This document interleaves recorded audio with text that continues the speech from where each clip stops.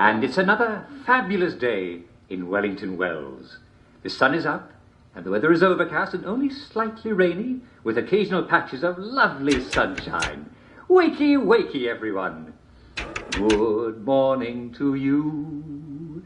Good morning to you. Good morning, dear friends. Good morning to you. Well, I hope you all had a lovely night's sleep with lovely dreams. It's shaping up to be a wonderful morning, and I think I can promise you that it's just going to get better all through the day. We all forget things from time to time, so don't forget the most important thing. Is it your tea? Is it your muesli? Is it bacon and eggs? Is it toast? Did you forget to butter your toast? No, don't be silly. It's your daily joy. Never forget to take your joy, and I guarantee your day will go swimmingly. So, let's take a look at today's schedule. What's going on in the village of Hamlin? Well, chatting and greeting and smiling and...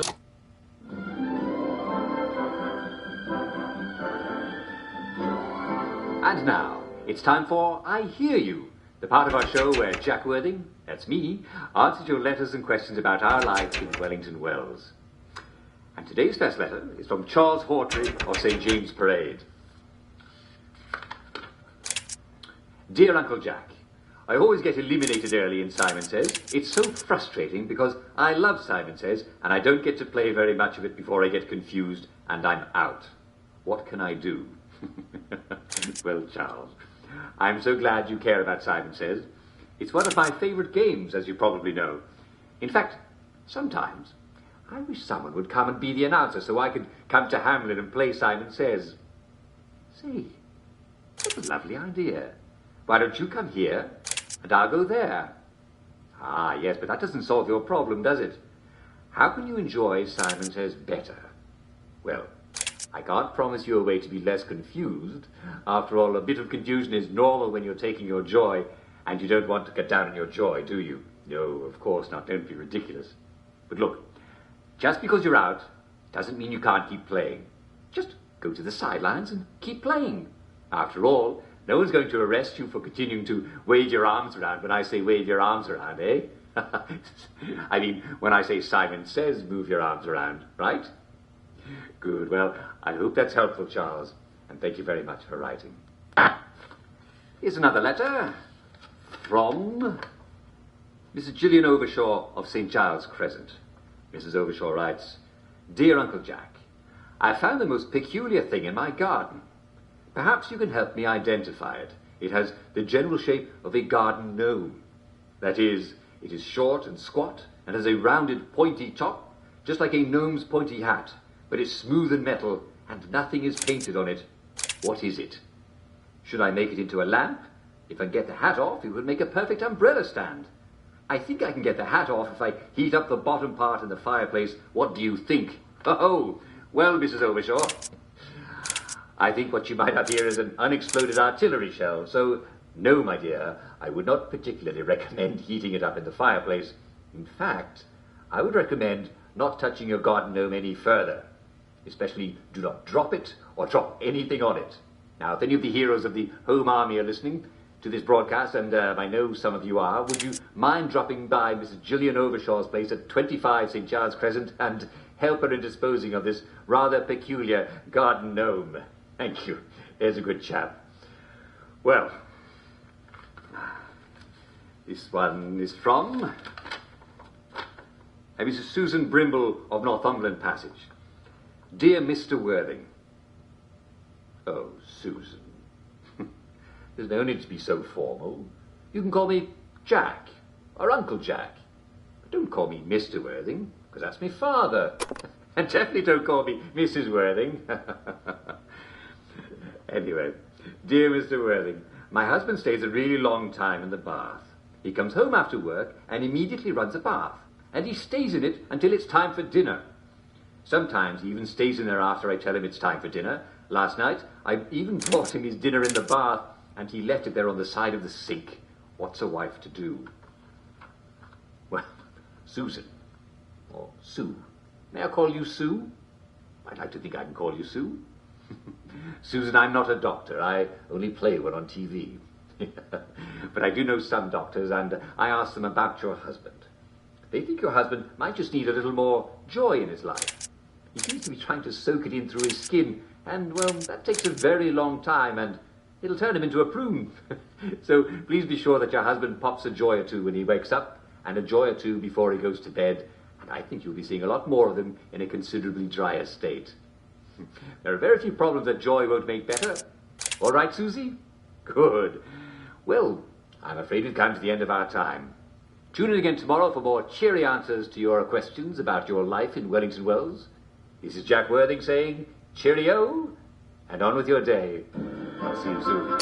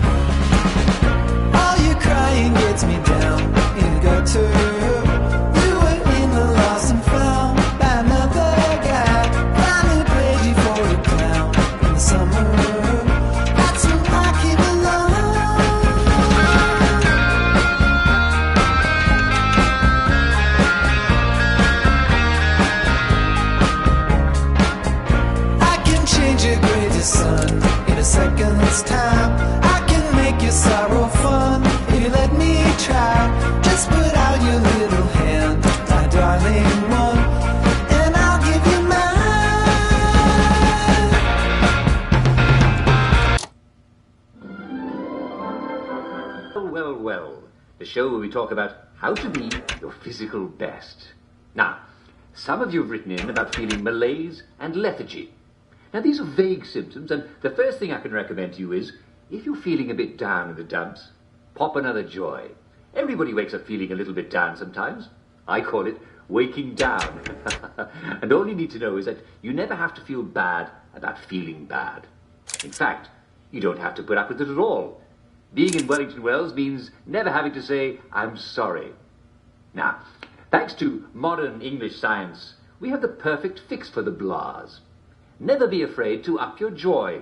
Only you know how much you need, or just ask a doctor and he'll fix you right up, even if you've got to ask him to. But look, there are some things that joy won't fix, though it will certainly make you feel better about them. Let's say you feel perfectly happy, but you're just having a lot of trouble getting out of bed. What could it be? Ask yourself a few questions. Do you feel pain in your bones? Are you having trouble catching your breath? Do you find that you bruise easily? Are your teeth a little loose in their sockets and you're under 70 years old?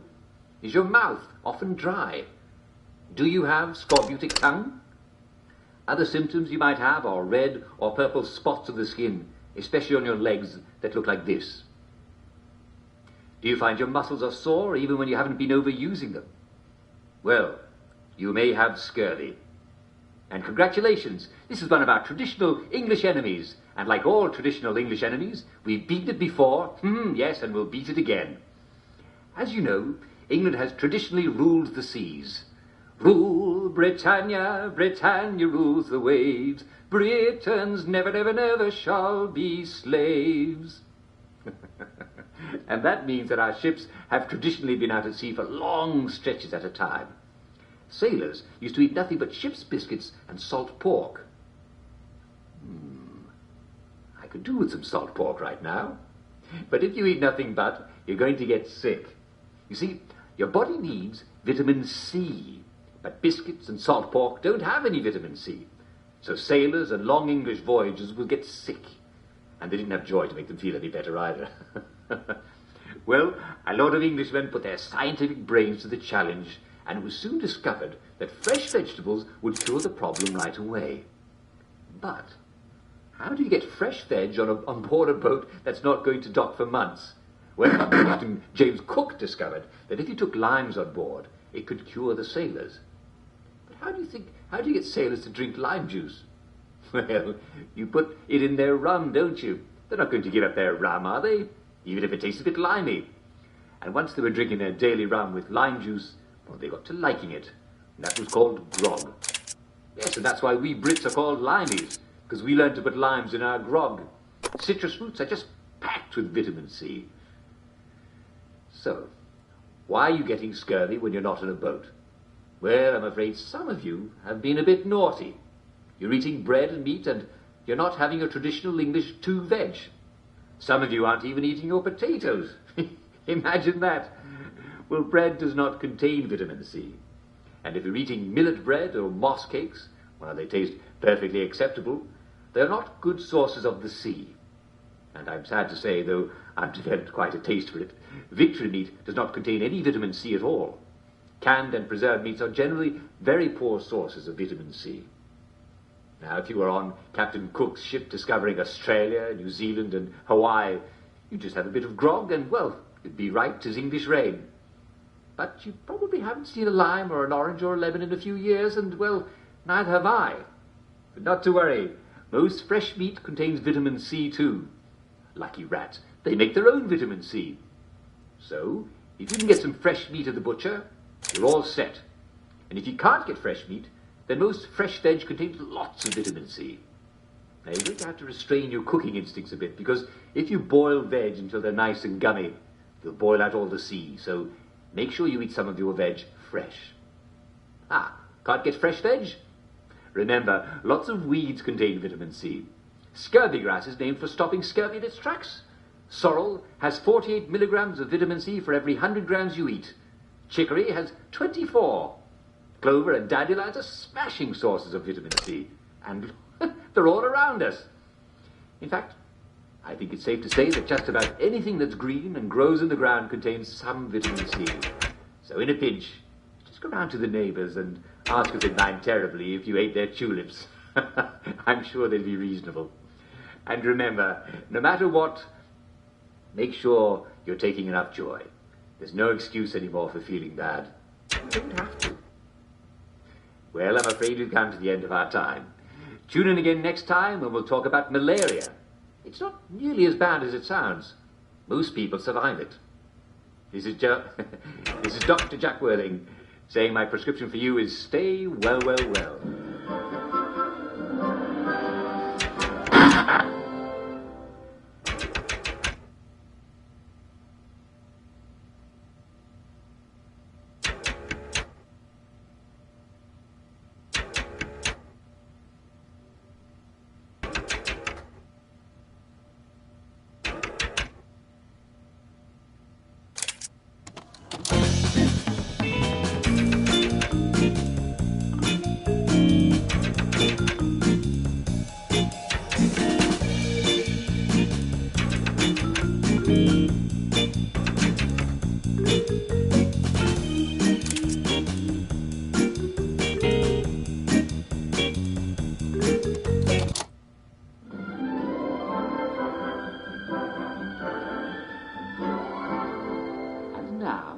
It's time for our daily recreational activity, to show where you're the star.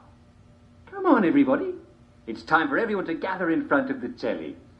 And if you're inside, be sure to go and find a telly outside. This game is much more fun to play in a crowd.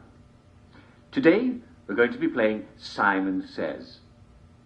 Are you ready to play? Okay, begin. Ha! I didn't say Simon Says. I got you already. Now, you all know the rules, don't you? I'm going to tell you to do something, but if I don't say Simon Says, you don't do it. And if I do say Simon Says, you do it. Okay? Ready? Is everybody ready? You there, are you ready? Oh, come on, don't be shy. You know you want to. Of course you do.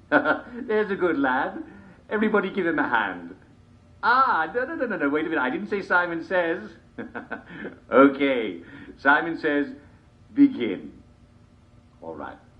Simon Says, put your hands on your head. Simon Says, touch your feet.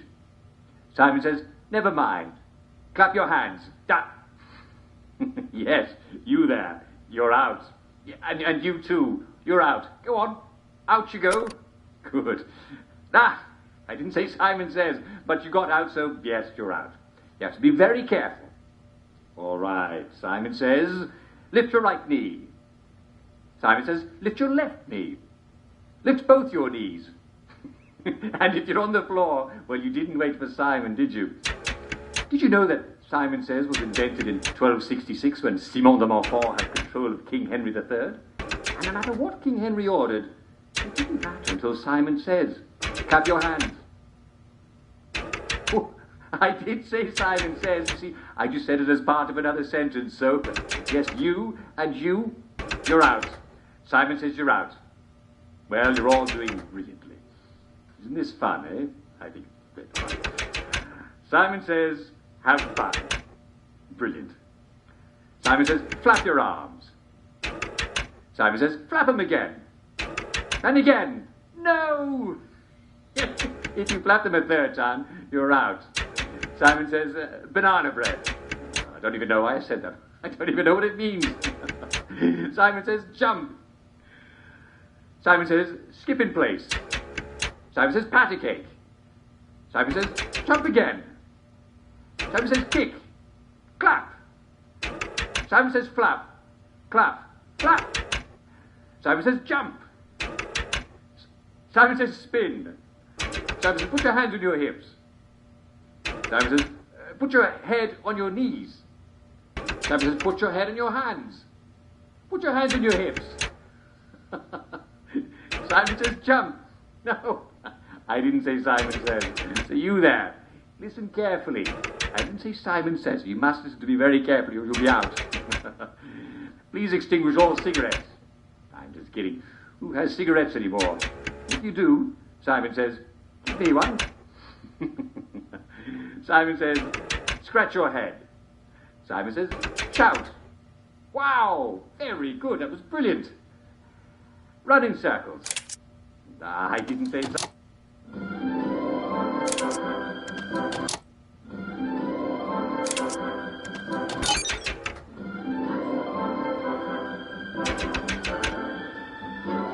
Well, it's getting...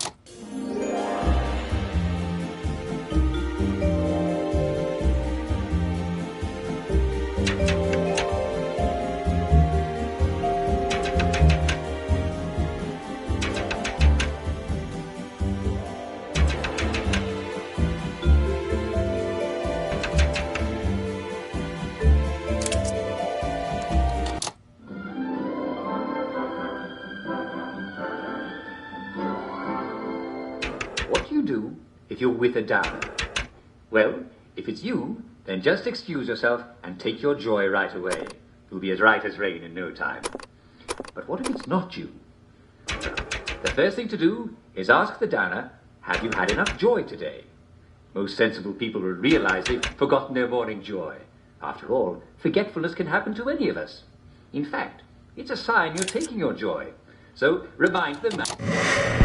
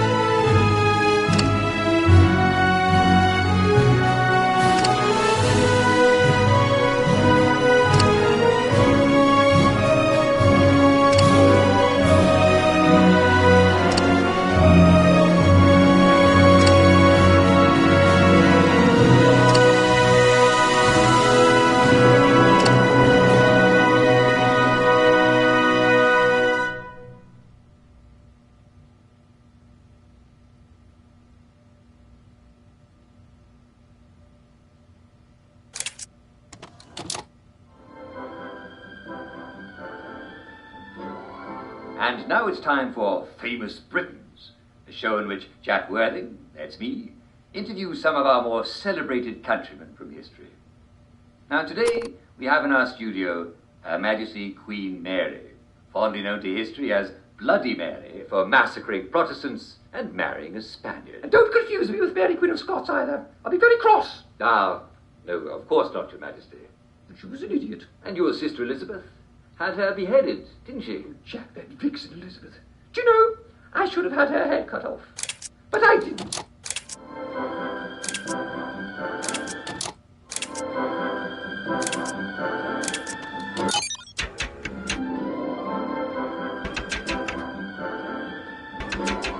And now it's time for I Hear You. And now it's time for Famous Britons, the show in which Jack Worthing, that's me, interviews some of our more celebrated countrymen from history.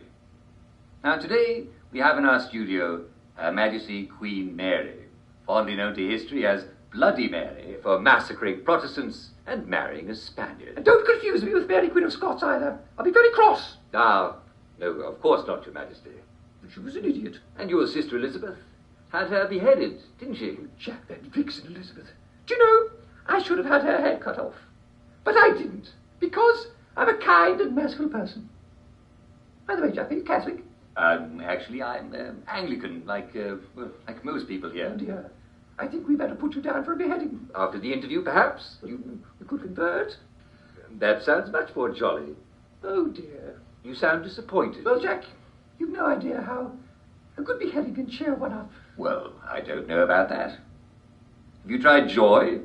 Joy? What's that?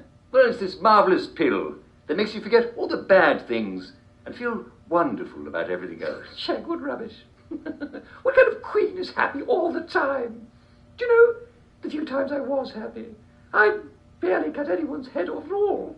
Well, surely there's more to life than just beheading people. Well, we did try beheading goats for a while, but, well, it wasn't quite the same, was it? Well, what about fun and family and love? I'm married to King Philip of Spain. Ah, well, you're in a bit of a jam then, aren't you? Well, fortunately, I'm dead. Well, that is one way to solve one's problems, isn't it? Jack's been lovely chatting, but I really must be off. Someone's saying my name 3 times into a mirror. And there you have it, ladies and gentlemen. Her Majesty Queen Mary. If only she'd had joy, she might not have beheaded quite so many people. Now ask your doctor if joy is right for you. Of course it is.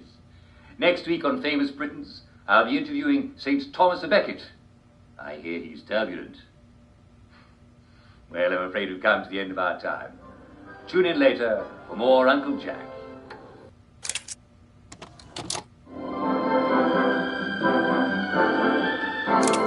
Have you ever...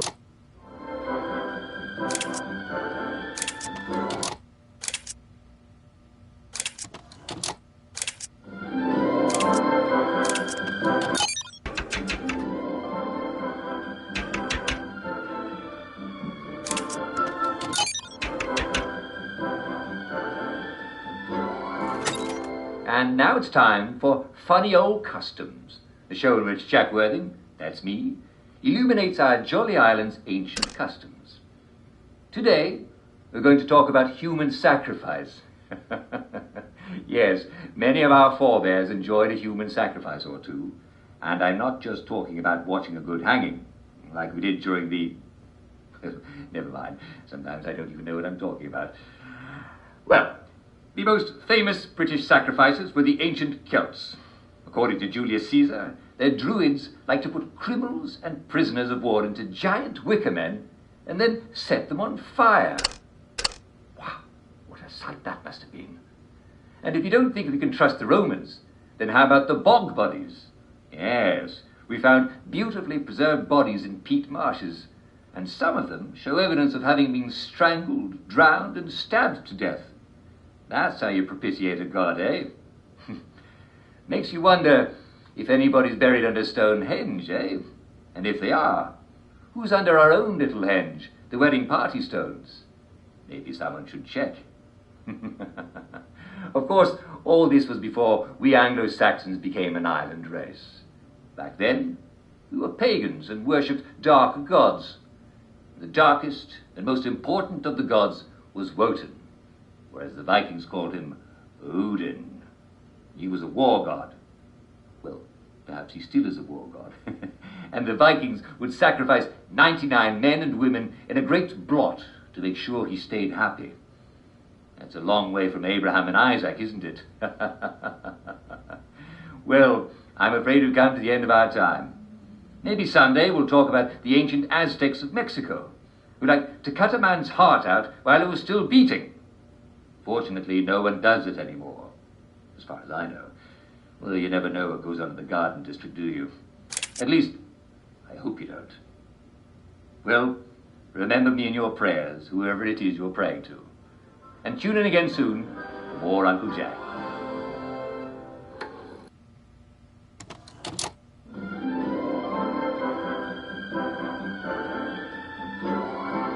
Every now and then, you might see someone who seems to be sleeping on the path or even in the middle of the road. Now, we all know that the middle of the road is not the most comfortable place to sleep, and it's rather inconvenient for the rest of us. We might trip on them. So, what's going on? Well, the first thing to find out is if they're sleeping or if they're just lying there. Are their eyes open? If you shake them, do they make sounds?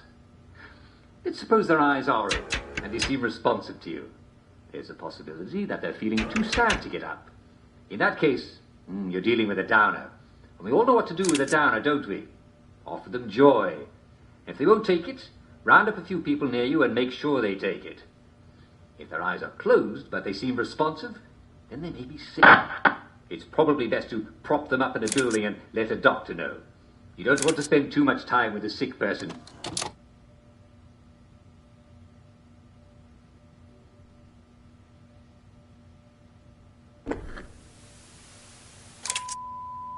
Wakey, wakey, everyone. It's another fabulous day in Wellington Wells. It's your dear friend, Uncle Jack, with a few brief tips that'll help you get along. The most important one, of course, is don't forget to take your joy. Drink plenty of water, too. Good thing there's joy in the water, eh? And eat plenty of nutritious food. May I be the first to recommend our local delicacy, the meat. Of course, be very careful to stay away from downers. I just want them to stop screaming. Fortunately, most of these sad lunatics live in the Garden District, and no decent person goes there. It's full of dangerous maniacs who won't take their joy. Good night! Obey all official signs. They're for your safety and protection. Make friends with your fellow citizens. Talk to them. What the fuck are you doing here? Visit them. Wellies love a friendly guest. We Wellies do love our games. It's important to stay young at heart. So use our playgrounds. After all, if we don't, who on earth will? Obey police officers. They're there to protect you. Remember, they're the only ones who are supposed to be out at night. Wellington Wells is always a delightful place. If you just do like everyone else is doing and take your joy, you'll have a splendid time. And if you don't... One less mouth to feed, eh?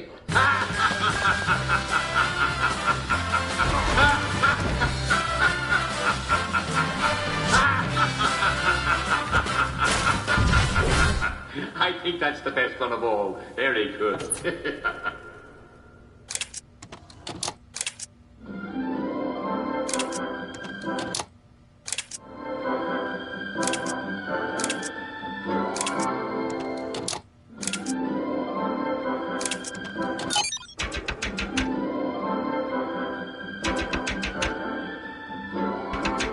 And now it's time for I Hear You, the part of our show where Jack Worthing, that's me, answers your letters and questions about our life in Wellington Wells.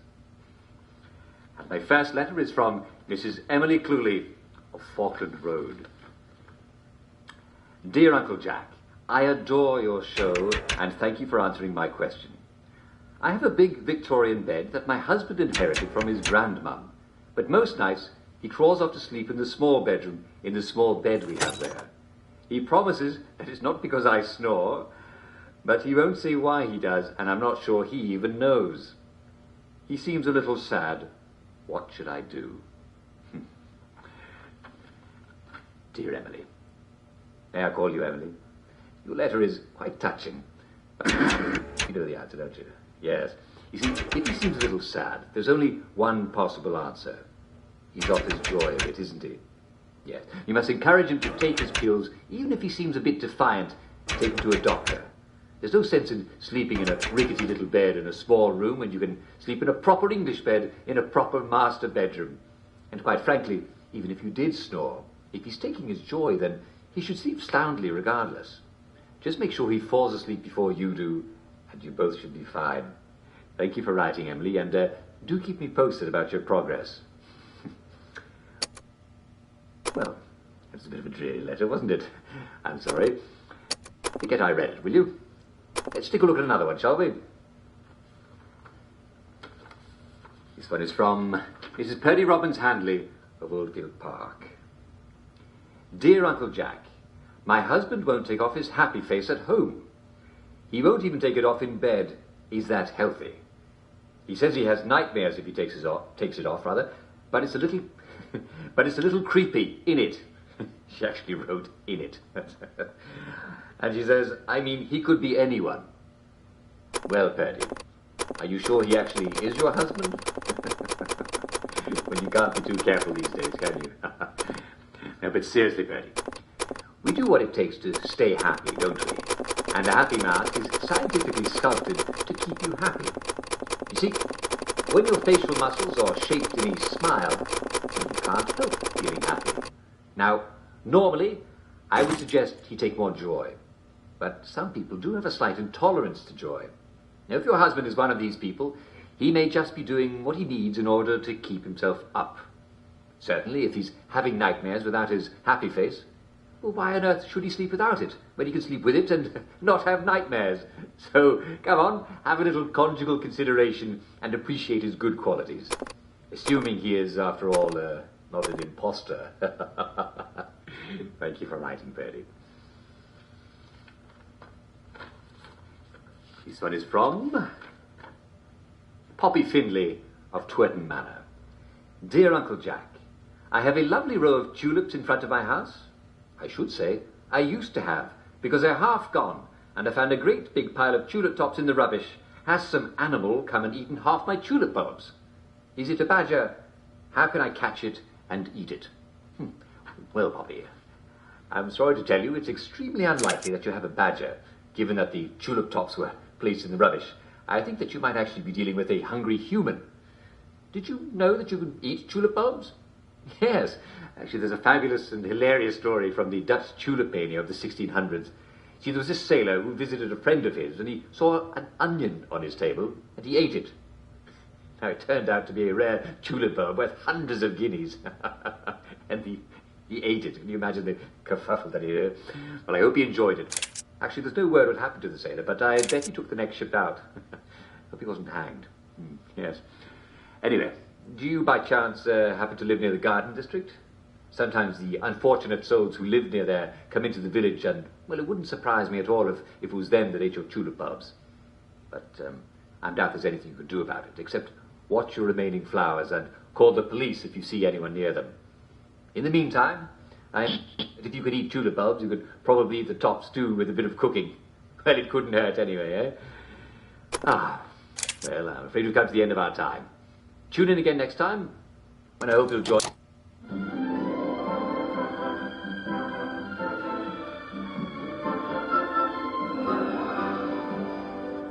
Well, it's getting late, isn't it? And it's time for all good citizens to be getting ready to go to bed.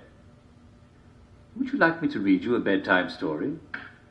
Of course you would. Well, gather round, citizens, gather round, and I'll tell you a bedtime story. Tonight's story is called Little Red Riding Hood.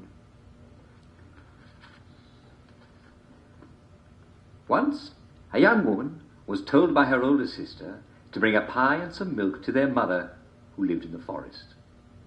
The young woman was known as Little Red Riding Hood because she was not very tall, and she liked to wear a red cloak that her mother had knitted for her because it went with her red hair and her red mouth.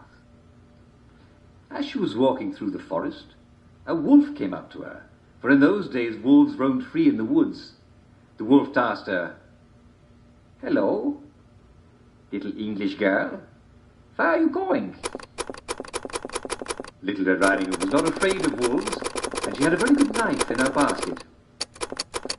"I'm going to my mother's house in the woods," said Little Red Riding Hood. "Ah, which path are you taking?" asked the wolf. "The low road or the high road?" "The low road," said Little Red Riding Hood, for it was the shortest. "Ah, then we must part ways," said the wolf, "for I'm taking the high road." And Little Red Riding Hood took the low road, and the wolf took the high road. But the wolf could travel very fast when he wanted to. And though he was travelling on the high road, running up and down the ridges overlooking the forest, he reaches Little Red Riding Hood's mother's house long before Little Red Riding Hood was even in shouting distance, and while the sun was still high in the sky. "Knock, knock," said the wolf in a not very good imitation of Little Red Riding Hood's voice. "Who's there?"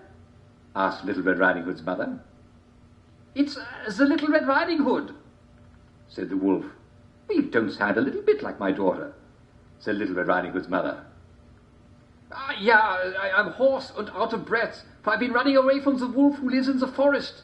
Please, let me in, because I can see him coming for me." "Oh, no," said the wolf. "Well, you'd better come inside," said Little Red Riding Hood's mother, and she opened the door. And the wolf quickly cut her throat and poured her blood into a bottle. He ate most of her, but saved some of the juiciest cuts. These he sliced onto a platter, for he was very good with a knife, even for a wolf. Then the wolf put on the mother's pyjamas and got into bed. I'm afraid we've come to the end of our time. Tune in tomorrow evening, and I'll tell you the rest of the story of Little Red Riding Hood. It's a lovely story, and I'm sure you'll enjoy the rest of it. For now, this is Jack Worthing saying good night all, and I'll see you tomorrow.